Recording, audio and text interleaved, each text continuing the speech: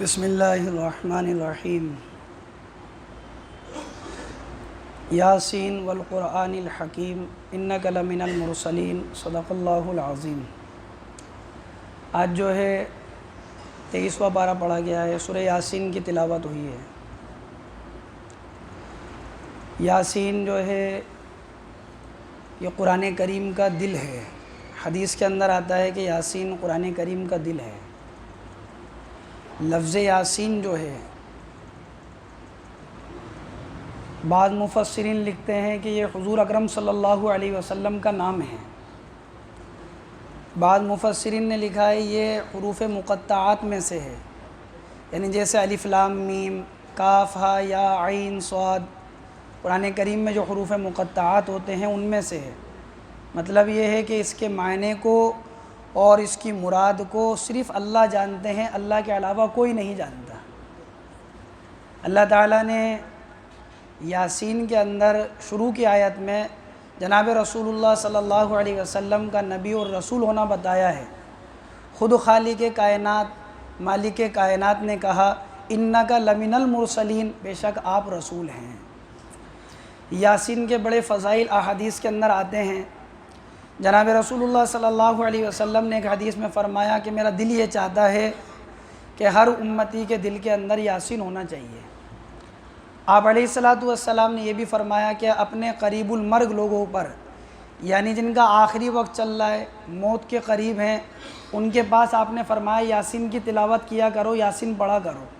اس کے ذریعے سے موت کی سختی کے اندر آسانی ہوتی ہے۔ یاسین کے بارے میں آپ علیہ السلام نے فرمایا کہ جو آدمی رات کے وقت میں سورہ یاسین پڑھتا ہے تو صبح اس حال میں کرتا ہے کہ اللہ تبارک و تعالیٰ اس کے گناہوں کو بخش دیتے ہیں۔ روایتوں میں اللہ کے نبی علیہ السلام نے فرمایا جو صبح کے وقت میں یاسین پڑھتا ہے شام تک کے کام اللہ تعالیٰ اس کے لیے آسان کر دیتے ہیں۔ فرمایا شام کو پڑھتا ہے تو صبح تک کے کام اللہ تبارک و تعالیٰ اس کے لیے آسان کر دیتے ہیں۔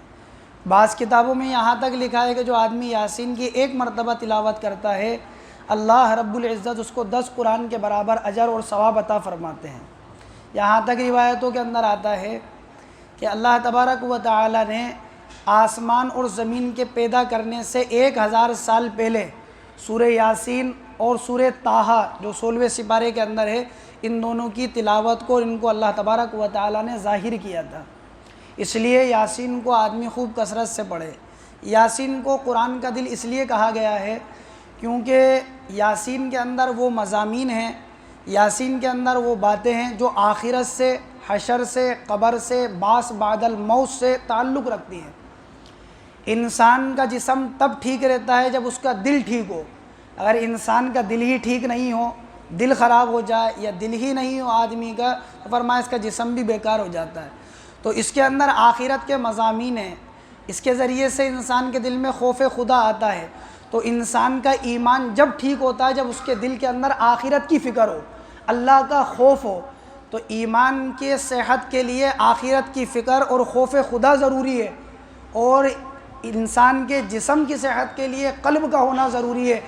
تو اس کی صورت کے اندر خوف خدا اور آخرت کا ذکر ہے، اس لیے قرآن کریم کا اس کو دل کہا گیا ہے۔ یاسین ہی کے اندر اللہ تبارک و تعالیٰ نے مشرکین کے حالات کا تذکرہ کیا۔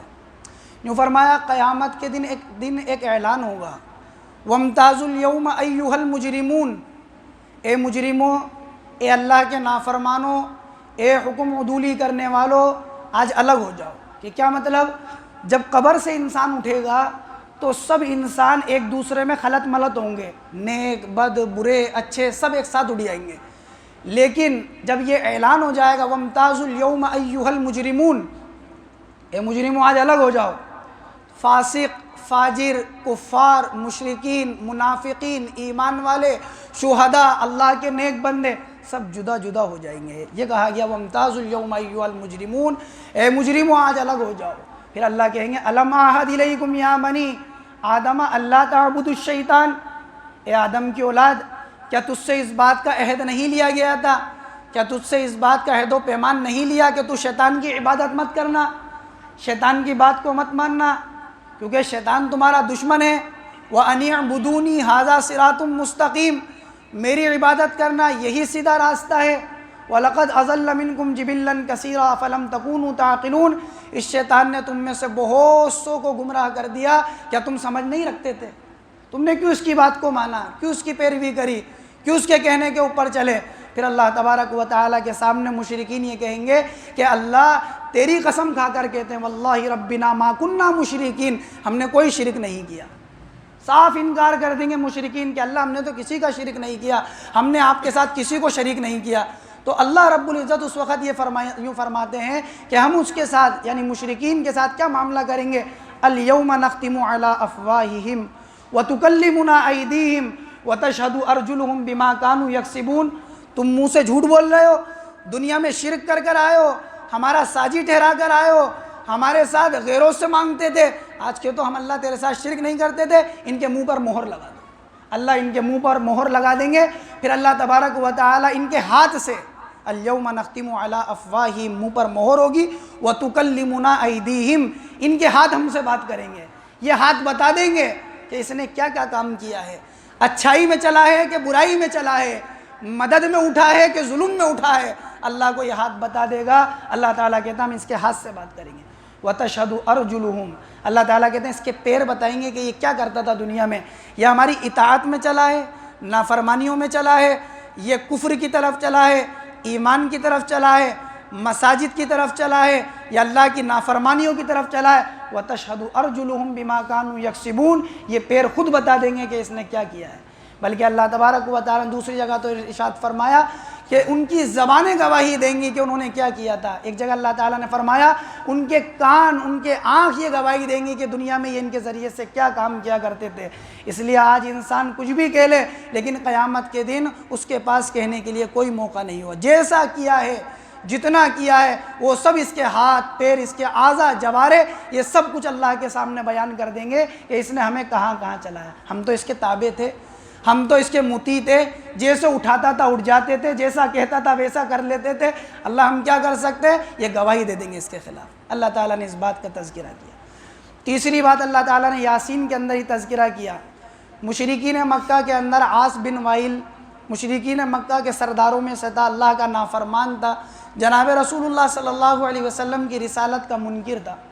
ایک دن بازار بطحان سے ایک ہڈی لے کر آیا اور اس ہڈی کو پیسا اور اس کو توڑنے کے بعد بالکل ملا دیا، اور ملانے کے بعد وہ ہڈی کا جو ریزہ تھا وہ اللہ کے نبی کے پاس لے کر آیا اور یوں فرمایا کیا اللہ اس ہڈی کو بھی دوبارہ زندہ کر دیں گے؟ اللہ تعالیٰ نے قرآن کریم میں آیتوں کا نزول فرمایا، اولم یر الانسان انا خلقناہ من نطفۃ، کیا آپ نے نہیں دیکھا اس انسان کو جس کو ہم نے ناپاک قطرے کے ذریعے سے پیدا کیا، فاذا هو خصیم مبین، وہ آپ سے جھگڑ رہا ہے، کس بارے کے اندر؟ اس بارے میں جھگڑ رہا ہے کہ اللہ کے اس کو دوبارہ پیدا کر دیں گے۔ وَضَرَبَ لَنَا مَثَلًا وَنَسِيَ خَلْقَهُ، ہمارے لیے مثالوں کو بیان کر رہا ہے، وہ یہ سمجھ رہا ہم اس کے پیدا کرنے سے عاجز ہیں اور ہم نے جو پیدا کیا اس چیز کو وہ بھول گیا۔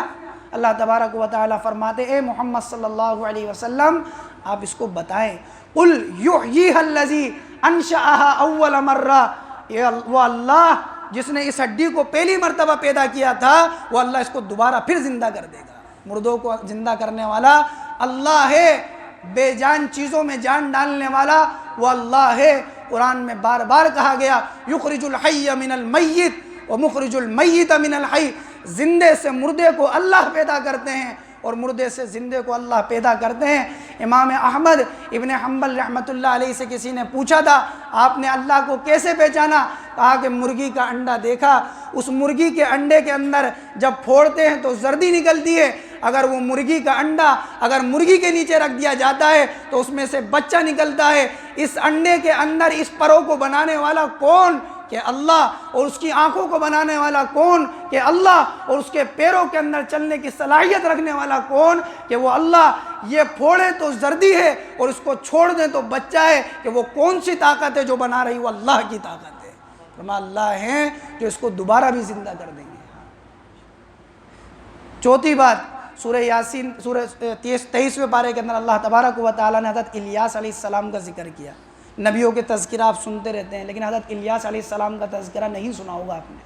حضرت الیاس علیہ السلام یہ اللہ کے نبی تھے، اللہ تعالیٰ نے قرآن کریم میں ان کا 2 جگہ ذکر کیا ہے، ایک سورہ انعام کے اندر اور ایک یہاں پر 23ویں پارے کے اندر اللہ تبارک و تعالیٰ نے ذکر کیا۔ فرمایا وَإِنَّ إِلْيَاسَ لَمِنَ الْمُرْسَلِينَ، الیاس جو ہے ہمارے رسولوں کے اندر سے ہیں، پیغمبروں میں سے ہیں۔ اذ قال لقومه الا تتقون، انہوں نے اپنی قوم سے کہا کیا تم اللہ سے نہیں ڈرتے؟ اتدعون بعلا وتذرون احسن الخالقین، تم بعل کو اپنا معبود سمجھتے ہو اور اللہ جس نے تمہیں پیدا کیا بہترین بنانے والا ہے اس اللہ کو تم نے چھوڑ دیا۔ بعل کیا تھا؟ بعل ایک بت کا نام تھا۔ مفسرین نے یہاں لکھا ہے کہ بعل سب سے بڑے بت کو کہا جاتا ہے۔ کہ کون سا بت تھا یہ؟ فرمایا جو بیت اللہ کے اوپر حبل جس کا نام کہا جاتا ہے اسی کو بعل کہا جاتا تھا، اور باقاعدہ اس بت کے نام سے ایک شہر ہے، بعلبک، ایک شہر ہے بت کے نام سے، تو بعل بت تھا۔ ان کی قوم جو تھی وہ قوم یہودیہ اس کو کہا جاتا تھا۔ حضرت سلیمان علیہ السلام کے جانے کے بعد بنی اسرائیل 2 ٹکڑوں میں بڑھ گئے تھے، ایک اسرائیل ایک یہودیہ، تو یہ یہودیہ کے اندر تھے، تو یہ اپنی قوم کو اللہ کی طرف بلا رہے ہیں، اللہ کی طرف دعوت دے رہے ہیں۔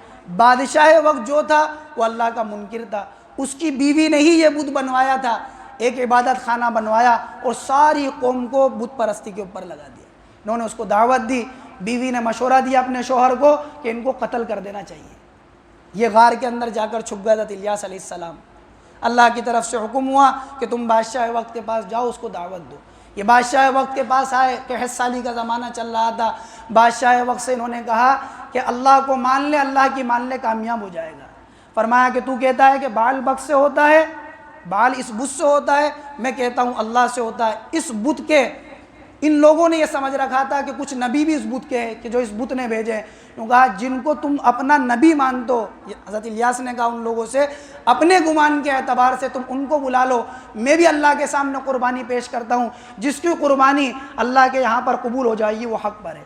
انہوں نے بھی قربانی دی، دوپہر تک پہاڑ کے اوپر ایک قربانی دی، جس کو رکھے رکھا آگ نے آ کر نہیں جلایا۔ حضرت الیاس نے جس قربانی کو دیا آسمان سے آگ نے آیا اور جلا دیا، فوراً اس کے بعد بارش ہو گئی۔ فرمایا جیسے ہی آگ نے جلایا اللہ تعالیٰ نے بہت سے لوگوں کو ہدایت دے دی، لوگ اس معاملے کو دیکھ کر، معجزے کو دیکھ کر سجدے کے اندر چلے گئے۔ بادشاہ اور اس کی بیوی اسی بات کے اوپر اکڑے رہے، ان کو قتل کرنا چاہتے تھے۔ یہ یہاں سے نکل کر دوسری طرف چلے گئے، اسرائیل جسے کہتے اس کے اندر چلے گئے۔ پھر وہاں پر انہوں نے اس قوم کو دعوت دی، اس قوم کے اندر بھی بت پرستی کے معاملات پائے جاتے تھے، انہوں نے بھی انکار کیا۔ پھر یہ یہاں سے نکل کر دوسری جگہ چلے گئے، ایک غار کے اندر چلے گئے یا کسی دوسری بستی کے اندر چلے گئے۔